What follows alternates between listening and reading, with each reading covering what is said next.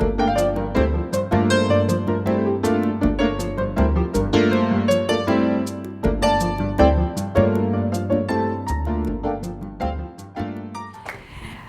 everybody, good afternoon. This is really exciting, and I'm going to be either the third or fourth person today to say I've got some slides, I'm going to talk about them. They're going to be about what we do in the building industry and specifically at our company, but I also just have to sort of, be a part of the dialogue about what it's meant to be a woman. And in our industry, I think part of what has been interesting about our company as it relates to women and what we've brought to the industry. So I have to start, I think, actually, I'm just going to skip ahead a tiny bit and show a picture of our team, and then I'll go back.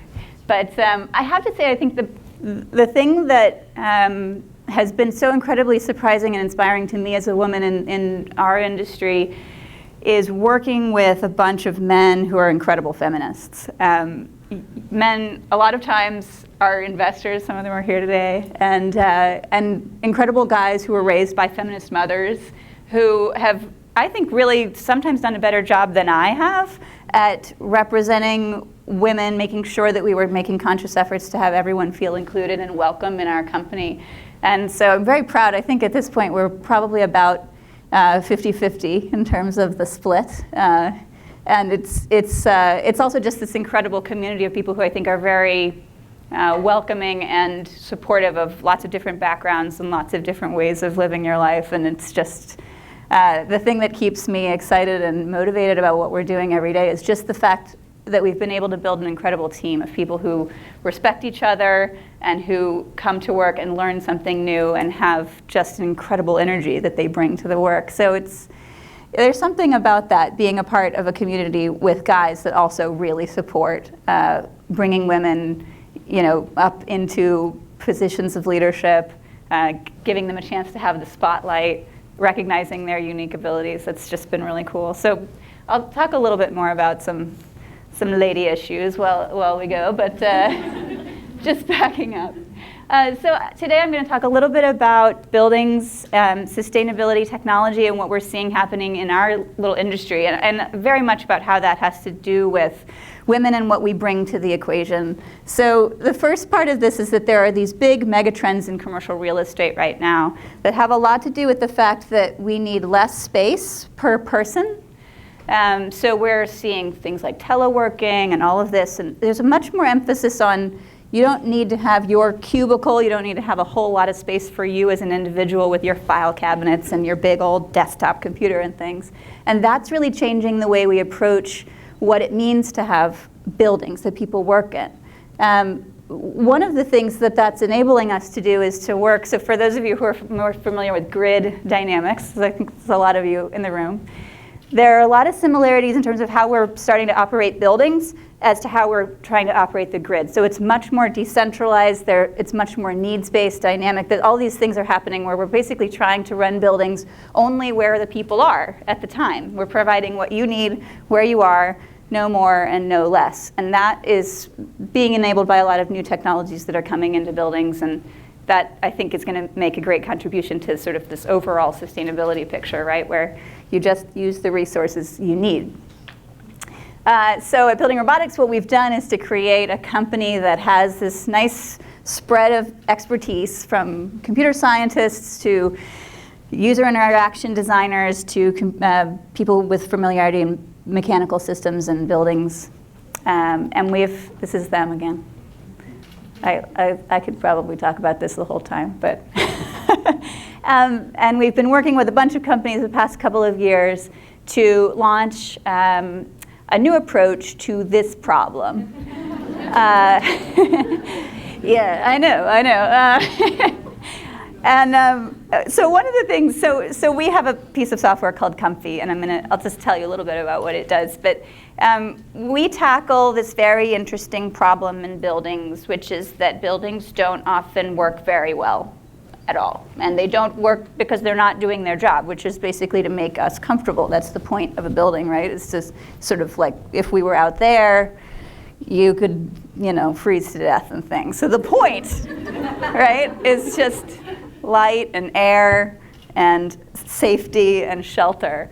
And they don't always do that well, and generally speaking, the numbers support that. People are very uncomfortable at work, especially. And then the buildings are also wasting a ton of energy doing a bad job of actually keeping us comfortable at work. And this, in particular, I had to add this because of today, but this has a lot to do with diversity. It has a lot to do with the fact that, I don't know if you all saw this little Media Friends over the summer where, it was all about how buildings have been programmed to support men's thermal preferences. And that is some degree true in terms of how they're managed and what the codes say and that kind of stuff. And so it's a big issue. And it was brought to the forefront, of course, in the way that the media does, which is a little oversimplified. So I wrote a blog about it. If anyone is interested, you can read about it. But really looking at the fact that, well, for one thing, gender isn't really a binary, right? We kind of know that. And then there's all of these other aspects to temperature and moving in and out and coming in after you've been riding your bike and seasons and all of this stuff. We have actually a lot of different preferences. It's a big spectrum. And so one of the things we're trying to figure out how to do is to get buildings, which are typically very static, and they're programmed in a way that's very static and very universal. Every set point is the same for every room, regardless of who's there and how they're feeling, to be able to have these systems respond dynamically to people. And really recognizing that that's not just because I like it to be 70 degrees and she likes it to be 72. It's not that. It's that I might like it to be 70 degrees in the morning when I come in, and then later on in the afternoon I might like it to be a little bit cooler because I had a big lunch and I'm getting a little sleepy or something like that. So there's a lot of dynamic, preferences there. And then there's menopause, which is totally, I'm not familiar personally yet, but I understand that it just goes haywire. So like a lot of things really change for our bodies. So how do we get these buildings around us to respond dynamically? It's a big part of what we do. And this actually gives you a little bit of a sense of that. This is a very common trend. So I'll tell you a bit more about what Comfy does, but just as a sort of a illustration of how this dynamically happens. Most people like it to be warmer in the morning and cooler in the afternoon. And so you're seeing there the little votes that people make in Comfy where they're asking to get a little warmth and then a little bit of coolth in the afternoon. And so what we do with Comfy is we tune. The light gray is essentially the settings for the room. So we tune the space to be a little cooler in the afternoon for you and a little warmer in the morning. So that's a little bit of what we do. This is what it looks like for the person interacting with the system. So simplicity and design and all that are a big part of it. And then that's sort of what it looks like on the desktop. You have to share.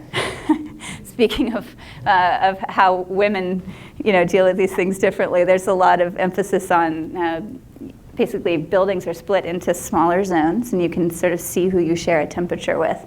So what we found is there actually isn't a big difference between women's preferences and men's preferences, but they do seem to handle the sharing aspect of the system a little bit better than men.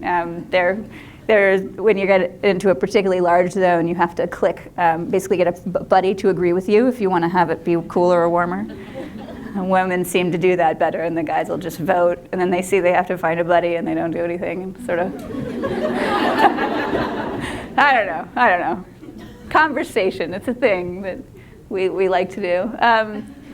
Let's see, yeah, and I think really what we're finding is that the cool part of what we do is if you're familiar with other building technologies, it's usually a big emphasis on energy efficiency.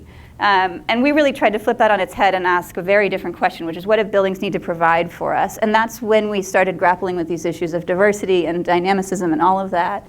And it's led us to the foundations that we have today. So what's cool is that we've been able to form this company that has a really, really human-centric approach to a very mechanical problem.